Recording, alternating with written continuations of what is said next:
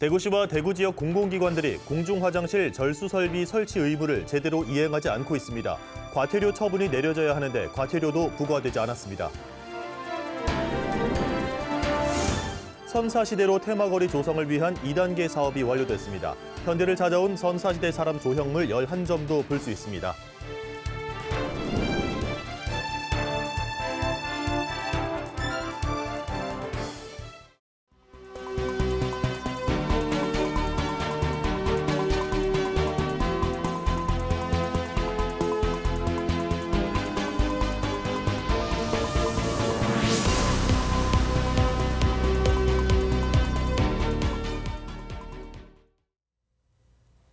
시청자 여러분 안녕하십니까? BTV 대구 뉴스입니다. 첫 소식입니다. 요즘 정부나 기업, 공공기관 모두 ESG 실천을 슬로건으로 내걸고 있죠. 특히 기후 위기에 직면하면서 환경 문제에 대한 관심이 고조되고 있는데요. 대구시를 비롯한 대구 지역 공공기관들이 절수 설비 설치 의무를 외면하고 있는 것으로 나타났습니다. 대구시가 공공기관 공중화장실을 전수조사한 결과 절수 설비를 설치하지 않은 곳이 90%에 이릅니다. 이를 어기면 과태료를 물어야 하는데 과태료도 부과되지 않았습니다. 우성문 기자의 보도입니다. 기후위기로 물 부족 문제가 심각해지면서 정부는 공중화장실, 숙박업과 목욕장업, 체육시설, 신축 건축물 등을 대상으로 수도와 변기에 절수 설비를 설치토록 하고 있습니다. 얼마나 잘 지켜질까? 민간 부문을 제외하고 대구시가 지난해 11월 공공기관 공중화장실 세면기와 변기 등에 대해 전수조사를 했습니다. 놀랄 만한 결과가 나왔습니다. 이번 조사 대상인 대구시와 9개 구군 공중화장실 656곳의 세면기와 변기 등 수도 설비 22,775개 가운데 10.6%만 절수 설비가 설치됐고 약 90%는 설치되지 않았습니다. 공중화장실 절수설비 설치 의무 이행을 지도 감독해야 할 공공기관들부터 해당 의무를 저버리고 있는 겁니다. 절수설비를 설치하지 않거나 이행 명령을 따르지 않는 등의 경우 과태료가 부과됩니다. 수도법 제15조에 따르면 절수설비 미설치의 경우 최대 1,000만 원, 이행 명령을 따르지 않으면 최대 100만 원, 절수 등급 미표시나 허위표시는 최대 500만 원 과태료가 부과되는데 대구시는 단 한 건도 부과하지 않았습니다. 이행 명령을 내리고 과태료를 부과해야 할 지자체들이 셀프 면제를 한 셈입니다. 절수 설비를 설치하면 어느 정도 효과가 있을까? 절수 설비가 설치된 수도와 설치되지 않은 수도를 같은 조건에서 틀어보니 절수 설비가 설치된 수도의 물 사용량이 20% 정도 적었습니다. 대구시 연간 상수도 사용량 3억 세제곱미터 기준 생산 비용은 2,346억 원이고 여기서 상수도 요금 1,874억 원을 뺀 생산 비용은 472억 원인데 절수 설비를 통해 20%만 줄여도 재정 부담 95억 원이 경감됩니다. 또 환경부에 따르면 국내 모든 가구가 절수 설비를 설치할 경우 연간 약 54만 톤의 이산화탄소를 감축하는 효과가 있는 것으로 추산됩니다. 20%가 절감된다고 했을 때 대구시가 연간 약 472억 원의 비용을 재정이 부담하고 있는 사항인데 이것을 물전략을 통해 한다면 약 1년에 90억 원의 막대한 예산 절감 효과가 있을 것으로 추정합니다. 말로만 ESG를 외치고 실천을 하지 않는 공공기관들의 뼈아픈 각성과 강력한 시정 노력이 시급합니다. BTV 뉴스 우성문입니다.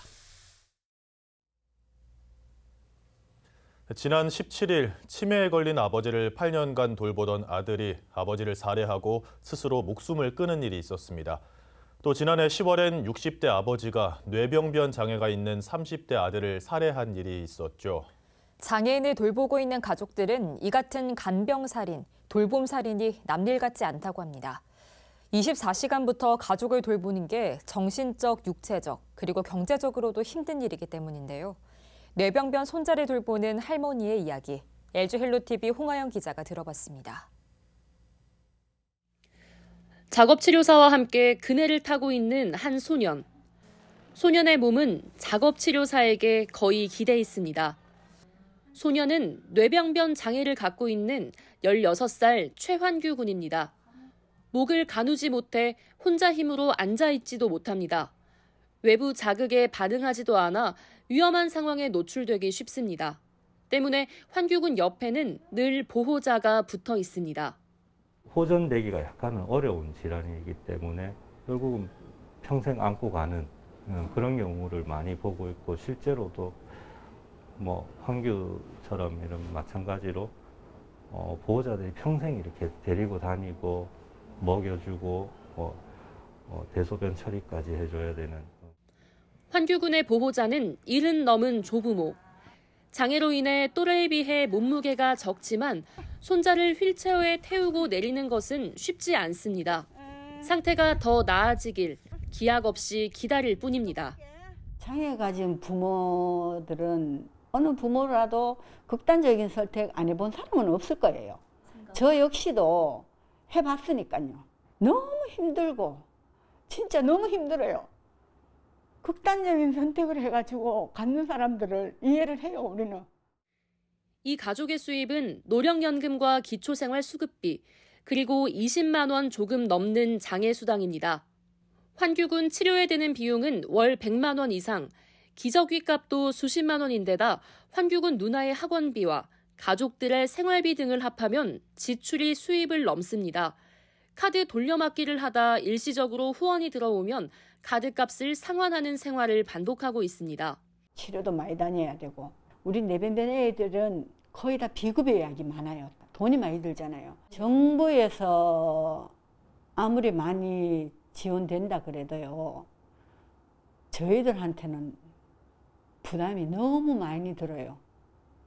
최근 대구에서 중증 장애가 있거나 지병을 앓는 가족을 돌보다 경제적 부담이 겹치는 등 상황이 점점 나빠지자 결국 극단적인 선택을 하는 사례가 잇따랐습니다. 시민단체는 돌봐야 할 가족이 있는 보호자들이 일상을 유지할 수 있도록 사회가 적극 나서야 한다고 주장합니다. 이런 간병살인이 개인의 문제가 아니고 사회 시스템의 부재라든지 정책의 부재에서 빚어진 결과이기 때문에 사회가 함께 책임져야 된다라는 부분들을. 돌봄 가족의 피부에 와닿는 복지제도 개선이 필요한 시점입니다. 헬로티비 뉴스 홍아영입니다. 달서구가 선사시대로 테마거리 조성을 위한 2단계 사업을 완료했습니다. 선사시대 사람이 현대에 왔을 때 겪을 수 있는 해프닝을 주제로 다양한 조형물이 설치됐는데요. 시민들의 반응이 좋습니다. 전혜열 기자가 취재했습니다. 선사시대 사람이 맨홀을 통해 현대로 시간여행을 왔습니다. 2만 년 전에는 없었던 도시의 모습에 어리둥절한 표정으로 주변을 두리번거립니다. 투명한 유리창이 신기한 듯 두 손을 이마에 대고 건물 안을 들여다보는 선사인도 사람들의 눈길을 사로잡습니다. 모두 선사시대 사람들이 현대에 나타났을 때 겪을 수 있는 다양한 해프닝을 생동감 있게 보여주고 있습니다. 달서구가 선사시대 관광 인프라를 구축하기 위해 설치한 조형물인데 보는 이들의 반응이 좋습니다. 고인돌이 이렇게 있어요. 그러면은 이제 엄마 이건 뭐야? 이렇게 얘기를 하거든요. 그럼 이거는 옛날 사람들의 무덤이야 이렇게 얘기해주면서 자연스럽게 이제 역사 얘기도 해줄 수 있고 이러니까 좀 유익한 것 같아요. 이번에 조성된 선사인 조형물은 총 11점. 달서 선사관과 한샘 청동공원, 유천동 행정복지센터 주변에서 볼 수 있습니다. 수도꼭지에서 물이 나오는 것이 신기해 손을 모아 물을 받아보려는 선사인이 있는가 하면 빨갛게 불이 들어온 가로등을 과일로 착각해 올라가 따려는 선사인의 모습이 흥미롭게 표현되어 있습니다. 이 선사인 조형물은 모두 선사시대 테마거리 2단계 사업을 통해 완성됐습니다. 이번 선사시대로 테마거리는 달서구를 찾는 관광객들에게 현대와 선사시대를 이어주는 이색적이고 특색 있는 볼거리가 될 것으로 기대합니다. 2만 년의 역사를 가진 달서구의 관광 자원을 활용하여 다양한 선사시대 관광 콘텐츠를 계속하여 개발하겠습니다. 2만 년의 역사를 가진 달서구는 선사시대와 관련된 다양한 테마를 앞세워 관광객 유치에 나서고 있습니다. BTV 뉴스 천혜열입니다. 한파가 이어지는 가운데 울릉도에는 큰 눈이 내렸습니다. 다행히 큰 피해는 없는데요. 한편으론 겨울 가뭄 해소와 다음 달 초 열릴 눈축제인 희소식입니다. HCN 공희철 기자의 보도입니다. 대설특보가 내려진 울릉이 설국으로 변했습니다. 도로는 물론 어선에도 눈이 수북하게 쌓였고 차량들은 거북이 걸음입니다. 바닷물을 활용하는 울릉도만의 특별한 제설 작업도 속도를 냅니다. 22일부터 4일간 울릉에는 30cm 가까운 눈이 내렸습니다. 그래서는 도로 이용에 불편이 없도록 제설 작업에 철저를 기하도록 하겠습니다. 여객선 운항이 통제되긴 했지만 울릉 설경을 직접 눈으로 본 관광객은 추억 하나를 만들었습니다. 때마침도 눈이 이렇게 와서 멋집니다. 대구에서는 눈을 이렇게 길게 자주 볼 수 없는데 울릉도 와서 보니까 감회가 새롭네요. 겨울 가뭄을 걱정해온 주민들도 눈이 반갑습니다. 반가운 눈이 지금 많이 내리고 있습니다. 지금까지 눈이 안 와서 좀 걱정이 됐었는데 눈이 옴으로 인해 가지고 울릉도는 많은 그 농작물도 혜택도 되고 1월달에 2월달에 나오는 고로쇠도 아마 많이 생산이 될 것 같습니다. 특히 올해로 2회째를 맞는 울릉 눈축제가 당장 다음 달 초에 있어 이번 눈이 도움이 될지 주목됩니다. 눈축제가 열릴 나리 분지의 누적 적설량은 40cm. 축제 기간에 맞춰 넉넉한 눈이 내리는 게 좋지만 일단 한숨은 돌렸습니다. 나리 분지에서 작년에 시험 삼아 눈 축제를 했어요. 그래서 올해도 2월 1일부터 또 3일까지 3일 동안 우리 군에서 주최하는 눈 축제가 계획이 되어 있습니다. 상당히 기대가 되고. 한편 일부 구간을 제외하고 차량 통행은 대부분 정상화했고 여객선 운항도 25일 밤부터 재개될 것으로 보입니다. HCN 뉴스 공철입니다. 친환경 농산물에 대한 관심이 크지만 농약을 쓰지 않으면 병해충에 걸리기 쉬운 게 현실입니다. 특히 양파에는 노균병이라는 곰팡이가 큰 피해를 준다고 하는데요. 용인시 공무원이 이런 노균병을 막는 친환경 약재를 개발했습니다. 김효승 기자가 보도합니다. 용인시 백안면에서 40년 넘게 밭농사를 지어온 이은병 씨.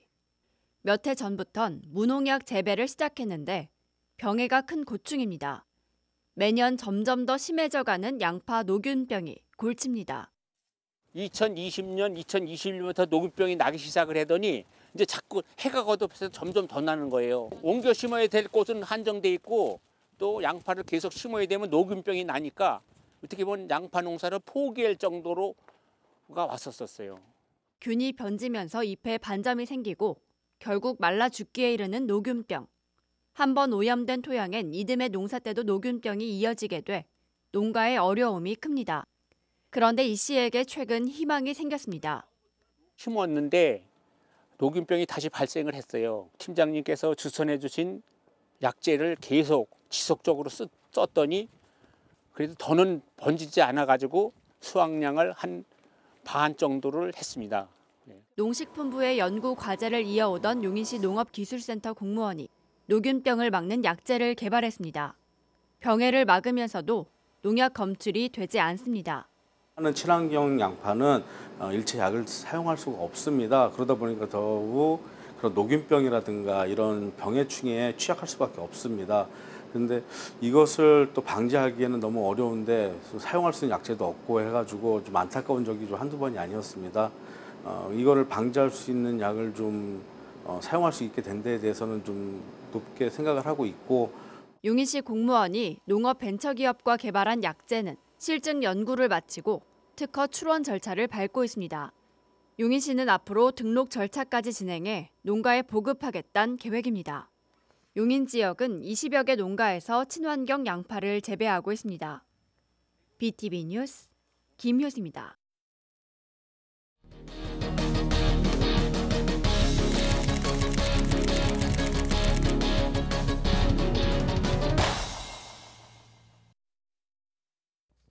올해부터 전국 지방의회 의원들의 의정비를 올릴 수 있도록 법이 바뀌었습니다. 지방자치법 시행령이 개정됐기 때문인데요. 이에 따라 전국 지방의원들은 일제히 의정비를 올리고 있습니다. 대구도 의정비 인상을 위한 논의가 시작됐는데 비판의 목소리도 만만치 않습니다. 스튜디오에 김민재 기자 나와 있습니다. 네, 김민재 기자, 의정비를 얼마나 올린다는 건가요? 예, 우선 지방의원들의 의정비가 어떻게 구성되어 있는지 먼저 설명을 해드려야 될 텐데요. 지방의원의 의정비는 실비 성격의 의정 활동비와 월급 개념의 월정 수당으로 나누어져 있습니다. 이 중에서 월정 수당은 4년마다 한 번씩 인상하도록 되어 있습니다. 지방의원의 임기 동안 변하지 않도록 이제 딱 정해져 있는 겁니다. 의정 활동비는 상한선이 정해져 있어서 더 이상 지금까지는 올릴 수가 없었는데 지난해 말에 지방자치법 시행령이 개정이 되면서 활동비 상한선 자체가 크게 올랐습니다. 광역의원의 활동비는 월 150만 원에서 200만 원으로 기초의회는 월 110만 원에서 150만 원으로 40만 원을 더 올릴 수 있게 된 겁니다. 이걸 연봉으로 따져보면 대구시의원은 연간 600만 원, 각 구군의회는 480만 원을 더 받을 수가 있습니다. 그럼 이제 대구시의회와 각 구군의회가 의정비를 올리기로 확정이 난 상태인가요, 지금? 네, 아직까지 확정이 된 상태는 아닙니다. 대구시는 현재 의정비 인상폭을 정하기 위한 의정비 심의위원회를 구성을 완료를 했습니다. 현재 의정비 심의위원 10명을 선임해 둔 상태입니다. 대구 9개 기초의회도 시기만 다를 뿐 의정비 심의위원회를 열 계획입니다. 이 의정비 심의위원회에서 얼마를 인상할지 인상안이 나오면 시민공청회나 여론조사를 통해 최종 결정을 하게 됩니다. 이미 전국적으로 많은 지방의회들이 의정비를 속속 올리고 있습니다.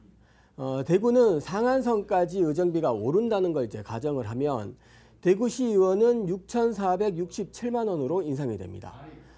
수성구의회는 4,615만 원, 달서구의회는 4,597만 원, 대구에서 가장 의정비가 낮은 남구의회는 4,030만 원이 됩니다. 지방의회가 일을 잘했다면 의정비를 올려도 큰 반발이 없을 텐데요. 하지만 현실은 그 반대가 아닐까 싶은데 어떤가요? 예, 올해 초에 국민권익위가 지방의회 청렴도 조사를 했습니다. 이 청렴도 조사를 보면 지난해 기준 전국 지방의회의 청렴도 점수는 100점 만점에 68.5점을 기록을 했습니다. 행정기관이 받은 80.5점에 비해 무려 12점이나 낮은 점수입니다. 대구만 따로 놓고 보면 대구시의회는 총 5개 등급 중에서 3등급을 받았습니다. 부패 경험률을 보면 9.32%였는데요. 이걸 또 자세히 나눠보면 계약업체 선정 과정이나 부당한 업무 처리, 요구 등에서 높은 부패 경험률을 보였습니다. 일반 행정기관의 부패 경험률이 2%도 안 되는 걸 감안을 하면 4배 이상 높은 수치입니다. 지난해 중구의회만 봐도 유령 업체를 차려서 수의 계약을 한 의원이 출석 정지 징계를 받았고 자신의 아들이 운영하는 업체를 통해 중구청과 수의 계약을 맺은 구의원이 제명 처분된 일도 있었습니다. 한 의원은 갑질 때문에 출석 정지 징계도 받았습니다. 또 이 지방 의원들의 겸직도 문제가 됐었는데요. 상당한 보수를 받는 의원들도 꽤 많았다고요? 예, 맞습니다. 지난해 4월에 대구 경실련이 조사한 자료입니다. 대구 경실련의 조사한 자료를 보면 대구시 의원 32명 중에서 겸직 신고를 한 의원은 17명입니다. 이 중에서 무보수인 항목을 빼고 보수를 받는 의원을 따로 살펴봤더니 11명이었습니다. 이 11명의 보수를 또 평균 내봤더니 6,693만 원에 달했습니다. 대구 8개 기초의회도 마찬가지였는데요. 겸직을 통해 보수를 받는 의원은 54명이었고 평균 보수는 5천만 원이 넘었습니다.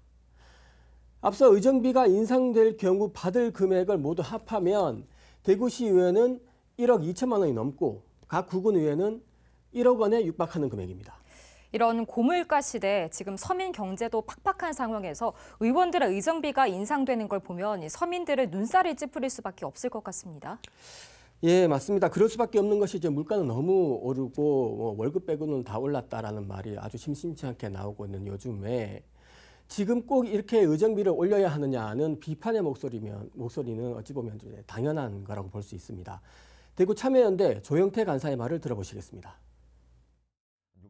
66% 이상이 넘는 의원들이 겸직을 하고 있고 이제 겸직을 해서 받는 겸직 비용 합치면 평균 억대가 넘는 것으로 좀 확인되고 있습니다. 이제 이렇게 억대 연봉을 받고 있는 의원들이 이런 상황에서도 의정비를 높인다고 하는 것은 좀 시민 정서와 좀 안 맞는다 생각하고요. 이제 본인들 스스로 의정비를 내리겠다 하더라도 모자랄 판에 높이겠다고 하는 것은 너무 이제 반대로 가는 것이 아닌가 싶은 생각이 있습니다. 지방자치법 개정으로 대구의 거의 대부분의 의회는 이번에 의정비를 올릴 것으로 예상이 됩니다. 하지만 좀 시민들의 공감대를 얻기라는 조금 어렵지 않나 그렇게 보입니다. 네, 잘 들었습니다. 오늘 여기까지 듣도록 하겠습니다. 김민재 기자 수고하셨습니다.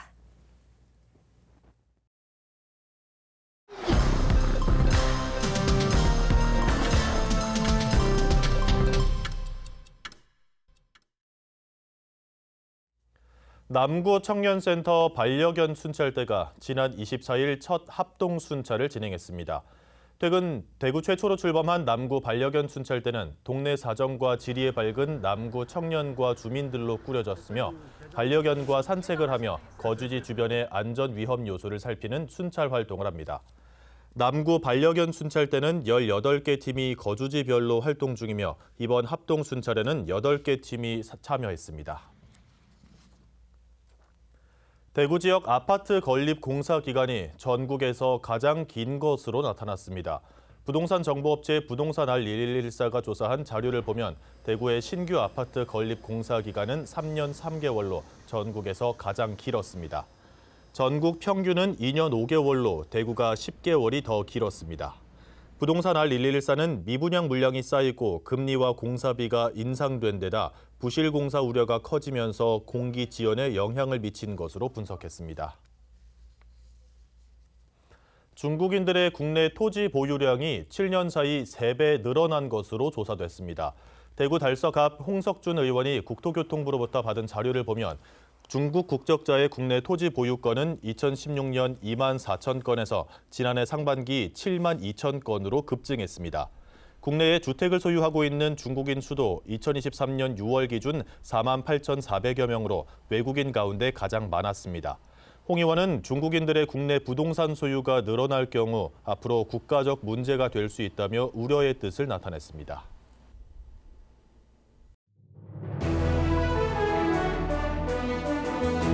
대구 미래교육연구원이 방학기간 초등학생을 대상으로 온셈 화상 수업을 운영합니다. 분야별 전문교사가 북스토랑 탐험대 등 6개 과정을 진행합니다.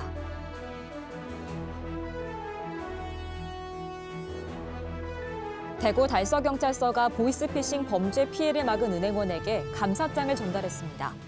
은행원 A씨는 지난달 16일 60대 고객이 1,200만 원을 인출하려는 것을 수상히 여기고 112에 신고했습니다.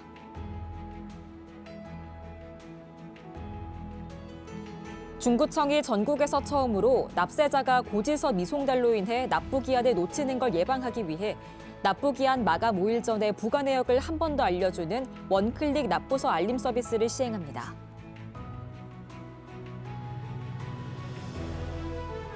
프로축구 대구FC가 올 시즌 첫 홈경기를 오는 3월 3일 치릅니다. 상대는 올해 1부 리그로 승격한 김천 상무 프로축구단입니다.